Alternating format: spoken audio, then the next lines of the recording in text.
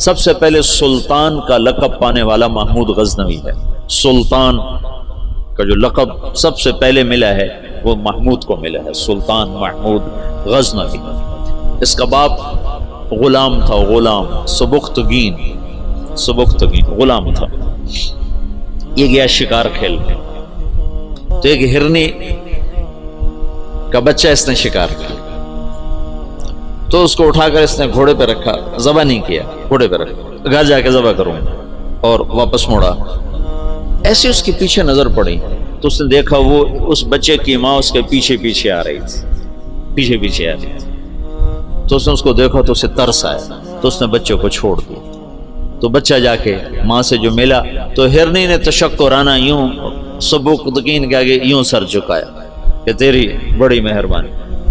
رات کو سبکتگین نے خواب دیکھا کہ تو نے مخلوق پہ رحم کیا، اس کے سلے میں اللہ نے تیری اولاد کے لیے بادشاہی کا فیصلہ کر دیا.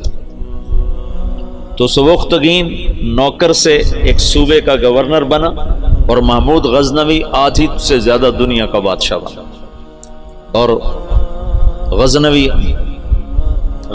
پوری دنیا کا کسی زمانے میں سب سے خوبصورت شہر بنا. محمود 33 سال کی حکومت کے بعد فوت ہوا ہے 416 ہجری میں. 1974 میں غزنی میں زلزلہ آیا اور محمود کا مزار بھی ٹوٹ گیا، قبر بھی پھٹ گئی.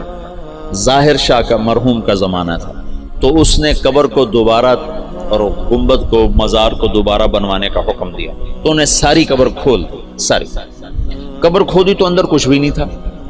تو ان کو جستجو ہوئی تو انہوں نے تھوڑا سا اور کھدائی کی، تو پھر نیچے سے ایک اور وہ لحد نکل آئی.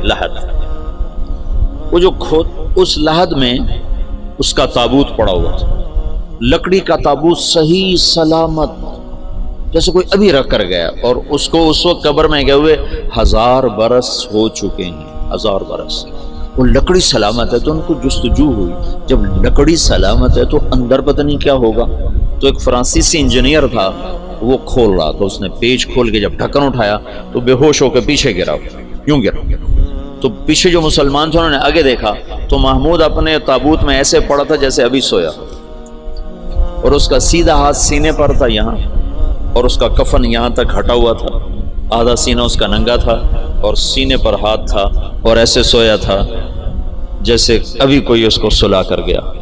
تو انہیں ہاتھ کو اٹھا کر دیکھا تو نرم گوداز. تو پھر اس کو رکھا، بند کیا، وہاں دوبارہ اس کو دفن کیا. اس کے پاس ایک شخص آیا کہ حضرت کا سلطان، میں بہت مظلوم ہوں. کیا ہے؟ کہ تمہارا بھانجا تیسرے چوتھے روز میرے گھر آتا ہے، میری بیوی کے ساتھ برا کرتا ہے، مجھے گھر سے نکال دیتا. میری تجھ تک پہنچ بڑی مشکل سے ہوئی. تو محمود کا رنگ غصے سے سرخ ہو. اس نے کہا آئندہ جب ایسا واقعہ ہو فوراً میرے پاس آ. اور درباریوں سے کہا یہ شخص جب پہنچے، میں سو بھی رہا ہوں تو مجھے اٹھایا جائے.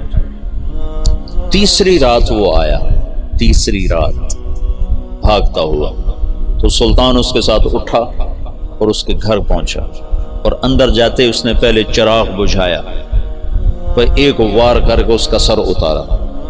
پھر ساتھ ہی وہ زمین پہ گر کے کہنے لگا ویحک اسقط، تیرا بھلا ہو جلدی سے پانی لا. تو بھاگ کے گیا، پانی لایا، پانی پہ کہنے لگا چراغ جلاؤ. چراغ جلایا تو مقتول کو دیکھ کر اس نے کہا الحمدللہ. تو اس نے پوچھا سلطان یہ کیسے ہوا؟ میں کچھ باتیں سمجھنا چاہتا ہوں. تم نے چراغ آتے ہی بجھایا، قتل کر کے زمین پہ گر گئے، پانی مانگا. اس کو دیکھ کے الحمدللہ کہا. یہ کیا مسئلہ ہے؟ تو محمود نے کہا جس دن تم فریاد لے کر آئے تھے میں نے قسم کھائی تھی نہ کھاؤں گا، نہ پیوں گا، نہ سوؤں گا. میں 3 دن سے بھوکا بھی ہوں، پیاسا بھی اور جاگا بھی ہوں کہ جب تک تیری مدد نہ کر لوں میرے اوپر کھانا پینا سونا حرام ہے. آج تیسری رات کا جاگا ہوں، ایک لقمہ کھانا نہیں کھایا، ایک گھونٹ پانی نہیں پیا. گرا میں اس لیے، پانی میں نے اس لیے، چراغ میں نے اس لیے بجھایا کہ اگر میرا بھانجا ہے تو میری تلوار کہیں کانپ نہ جائے، وار صحیح کرے۔ اور الحمدللہ میں نے اس لیے کہا کہ یہ میرے خاندان کا بھی نہیں چے جائے کہ میرا بھانجا ہو، یہ تو کوئی میرے نام پہ تمہاری عزت لوٹتا رہا۔ ان صفات پر قبر نے اس کو نگینہ بنا دیا، اس کو کھایا نہیں ہے۔